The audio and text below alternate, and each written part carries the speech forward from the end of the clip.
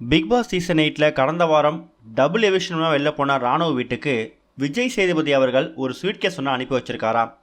அந்த ஸ்வீட் கேஸில் என்ன இருந்திருக்கு, ராணுவ அதிர்ஷ்டத்துக்கான காரணம் என்ன அப்படிங்கிறத பற்றி இப்போ தெளிவாக பார்க்கலாம். பிக் பாஸ் வீட்டுக்குள்ளே ஒரு வைல்ட் கார்டு கண்டஸ்டண்ட்டாக வந்து ஹவுஸ்மேட்ஸ் மத்தியில் கொஞ்சம் வெறுப்பை சம்பாதிச்சாலும் ரசிகர் மத்தியில் ஒரு மிகப்பெரிய வரவேற்பை வாங்கினவர் தான் ராணவ். குறிப்பாக ராணவோட ஒரு ஆக்டிவிட்டியும் சௌந்தர்யா, அன்ஷிதா, அப்புறம் பாய்ஸ் டீமில் இருக்கக்கூடிய விஷால், இது மாதிரி ஒரு சில நபர்களுக்கு சுத்தமாக பிடிக்கவே இல்லை. அவர் இரிட்டேட்னு பண்ணக்கூடிய விஷயங்கள் எல்லாத்தையும் ரசிகர்கள் ரொம்ப ரசித்தாங்க. சொல்லப்போனால் வைல்ட் கார்டு கண்டஸ்டண்ட்டாக உள்ளே வந்த ராணவ் ஃபினாலே வீக் வரைக்கும் இருப்பார் அப்படிங்கிறது தான் பல பேரோட எதிர்பார்ப்பாக இருந்துச்சு.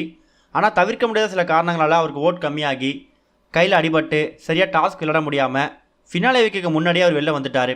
வெளில வந்திருக்கக்கூடிய ராணவுக்கு விஜய் சேதுபதி அவர்கள் பிக் பாஸ் வீட்டில் நிறைய அட்வைஸ் கொடுத்தாரு. அதே அட்வைஸை பிக் பாஸ் ஸ்டேஜ்லையும் கொடுத்தாரு.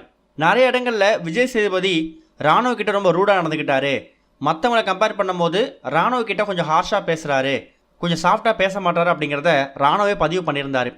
அந்த ஒரு விஷயத்தால் விஜய் சேதுபதி அவர்களுக்கு ஏதோ ஒரு தாக்கம் மனசுக்குள்ளே ராணுவ பற்றி இருந்திருக்குது. அதனால் பிக் பாஸ் முடிஞ்சு எவிக்ட் ஆகி வீட்டுக்கு போனதுக்கு அப்புறமா ராணுவுக்கு தன்னோட கையால் ஒரு ஸ்வீட் கேஸ் ஒன்று அனுப்பி வச்சிருக்காராம். அதாவது பிக் பாஸ் வீட்டில் அவர் பயன்படுத்தின பொருட்கள்லாம் பேக் பண்ணி ராணுவுக்கு லக்கேஜ் போகும்ல, அது கூட சேர்ந்து ஒரு ஸ்வீட் கேஸ் அனுப்பியிருக்காரு.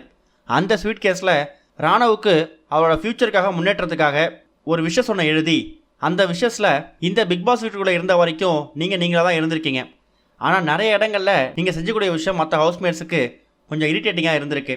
அதை நோட்டீஸ் பண்ணி நான் கேட்கும்போது உங்களுக்கு வந்து ஹார்ஷாக இருந்த மாதிரி தோணிருக்கலாம்.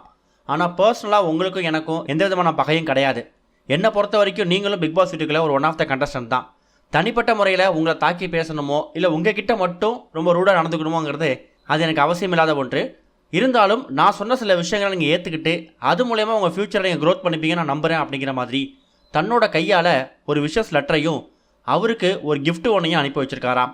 இந்த ரெண்டுத்தையும் ஒரு ஸ்வீட் கேஸில் வச்சு அந்த ஸ்வீட் கேஸை பிக் பாஸ் வீட்டில் ராணுவ பயன்படுத்தின பொருட்கள் எல்லாமே லக்கேஜாக போகும்போது அது கூடவே சேர்த்து அனுப்பி வச்சுருங்க அப்படிங்கிற மாதிரி பிக் பாஸ் டீமுக்கு ஒரு ரெக்வஸ்ட்டையும் விஜய் சேதுபதி முன் வச்சிருக்காரு. இந்த ஒரு ஸ்வீட் கேஸ் கண்டிப்பாக ராணுவ கைக்கு போகும்போது அவர் ஓப்பன் பண்ணி பார்த்து சந்தோஷப்பட்டிருப்பார். விஜய் சேதுபதி அவர்கள் தாமலே இந்த அளவுக்கு ஒரு அக்கறையாக இருந்திருக்காரு, நம்ம தான் தப்பாக எடுத்துக்கிட்டோம் அப்படிங்கிற முடிவு கூட ராணுவ வந்திருக்கலாம். இன்னொரு பக்கம் இன்னைக்கு பிக் பாஸ் வீட்டுக்குள்ள ஏற்கனவே எவிக்ட் ஆகி வெளில போன போட்டியாளர்கள் இந்த ஃபினாலேக்கு முன்னாடி ஒரு 1 வீக் வருவாங்கல்ல, ஏன்னா பெருசாக கண்டென்ட் இருக்காது, டாஸ்க் இருக்காது. ஸோ வெளில போனவங்க உள்ளே வந்து மற்ற போட்டியாளரை பற்றி கொளுத்தி போடுவாங்க. அந்த வகையில் ஃபேட்மேன் ரவீந்தர், சுனிதா, வர்ஷினி வெங்கட், ரியா, அர்ணவ், சாச்சனா, தர்ஷா, சிவகுமார் இவங்க எல்லாமே இப்போ பிக் பாஸ் வீட்டில் கெஸ்ட்டாக வரப்போகிறாங்களாம். உள்ளே வந்து யாரை பற்றி என்னென்ன விஷயங்கள் வந்து பற்ற வைக்க போகிறாங்க அப்படிங்கிறத வெயிட் பண்ணி பார்க்கலாம். இது வரைக்கும் கனெக்டிங் டிவிக்கு சப்ஸ்கிரைப் பண்ணனா மறக்காமல் சப்ஸ்கிரைப் பண்ணிக்கங்க. உடனடி அப்டேட்ஸ் பெறுவதற்கு நோட்டிஃபிகேஷன் பெல்லையும் கிளிக் பண்ணிக்கங்க.